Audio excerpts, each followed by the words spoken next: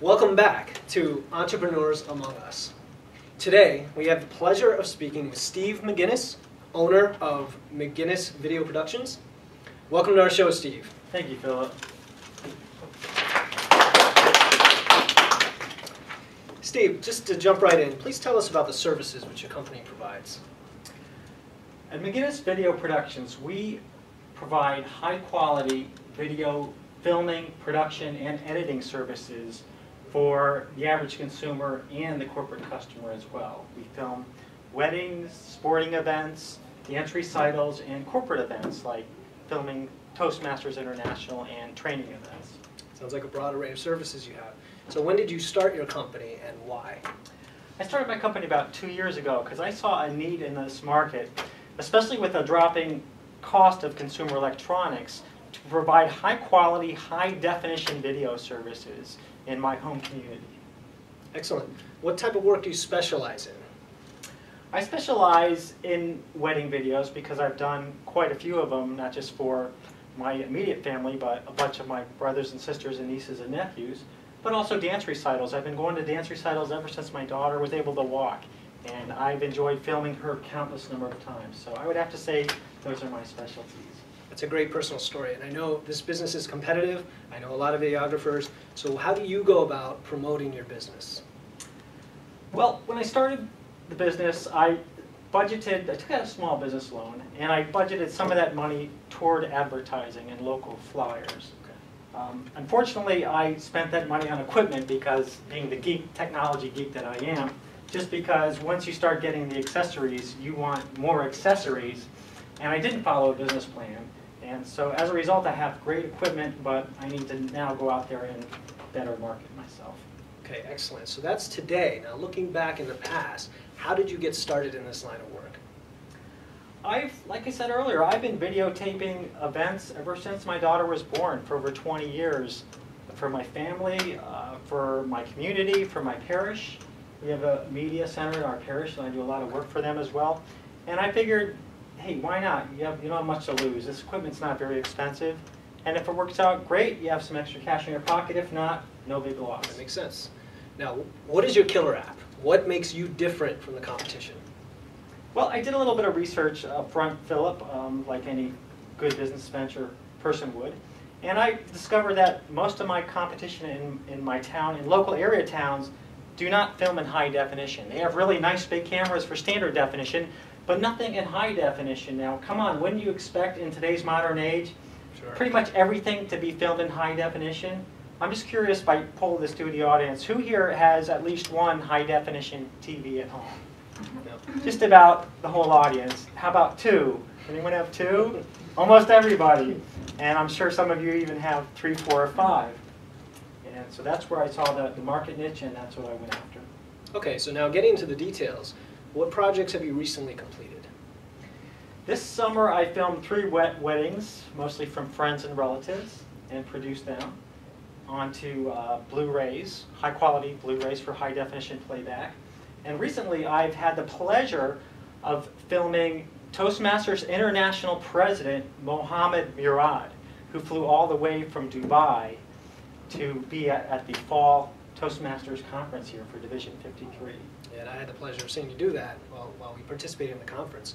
And then looking toward the future, what projects do you have on the horizon?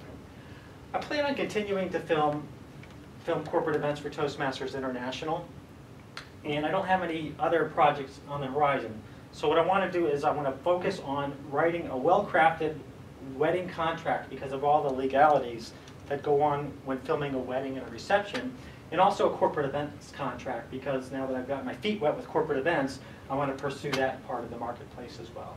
So how does that tie into where you see the company headed in the near future? It's pretty much what I enjoy doing, filming these things and doing what I have experience in doing. To me, that's a winning combination. When you start doing something you've never done before and don't have the training for, that's when things get kind of risky. And in this business, there's not much room for risk. You only have one chance to record that bride coming down the altar. And if you mess that up, you're asking for trouble. I hear you. It sounds like you have a passion for it. You really enjoy doing this. So tell us, what do you enjoy filming the most? I enjoy filming weddings because I'm right there in the center of the action. Sometimes I'm literally standing a few feet from the altar. I enjoy filming sporting events that I like to watch, like football and soccer and wrestling. I also enjoy filming dance recitals just because whether my daughter's dancing or not, I always imagine her being on stage and capturing her in the entire frame. Excellent. Now, I know there are always hurdles with a new business. We know how many businesses fail. What challenges have you had in getting your company off the ground? Challenges, the equipment, not many challenges because I'm being the techno geek that I am. I did a lot of research on these small, high-definition cameras. This is actually the first one that I ever got. It's a Canon Vixia HFR 300. It does really well in well-lit environments. I only spent a few $100s on it, and I've done some outdoor footage with this, and the results are really spectacular.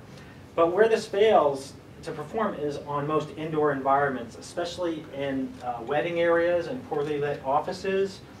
The video quality from this is no better than an average consumer's $200 camera. Okay. And so I researched the market. I got cameras about this size that have adapted lenses on it that we're filming this interview with right now, and they cost a few $100s extra more, but they work really well in low light, and that's the key to succeeding in this business. So you want to not only capture, be in the right place at the right time, but capture professional quality video. It sounds like a combination of science and art, and you know what you're trying to do there. Yes. You mentioned earlier, I think off camera, that you need insurance, and I was just wondering why you need insurance for this type of work. Insurance is really important for this type of work because there are a lot of things that can go wrong before, during, and after a video shoot. Say on the way to a shoot, you get stuck in traffic, or you get in an accident, and you can't get there on time. Say during a shoot, you forgot to charge all your batteries the night before, and your cameras just die midstream. Say you accidentally walk back into the wedding cake and knock it over. Or what if you knock into a DJ's loudspeaker and it falls and smashes his turntable, or worse, falls and seriously injured one of the people? For these situations and more, Philip, you definitely need insurance. Not only do you need it, a lot of the higher caliber wedding venues will not let you film there unless you provide proof of insurance. That makes sense. Okay. Now, I understand you do this work part-time. It isn't necessarily your day job, so what do you do during the day? During the day, I'm an IT computer systems administrator for a large worldwide power company. And it's my passion that I started with. I love doing it. It helps pay the bills. And I'm not planning on leaving that job anytime soon. I also have a house to take care of, a wife and a daughter, and a new 7-month-old grandson, which I love spending quality time with. Well, congratulations on that. Thank you. Those are definitely priorities. And lastly, Steve, what advice can you offer for our viewers who might be out there thinking of starting their own video production company? Pretty much, Phil, the same advice that I would offer to anyone starting a small business. Develop a well-crafted business plan. The more I've read, the more businesses that succeed in any business, people that succeed in any business, have a good business plan, and they either adjust it over time or they stick with it. They don't deviate from it. That and doing the work which you really enjoy doing are the keys. My father told me growing up that if you do work that you actually love to do, you'll never have to work a day in your life. That's great. So have a plan and do what you love. And I'm being told that we're out of time, so thank you, Steve, for being on our show and sharing your business with us. You're welcome. Well, thank you all.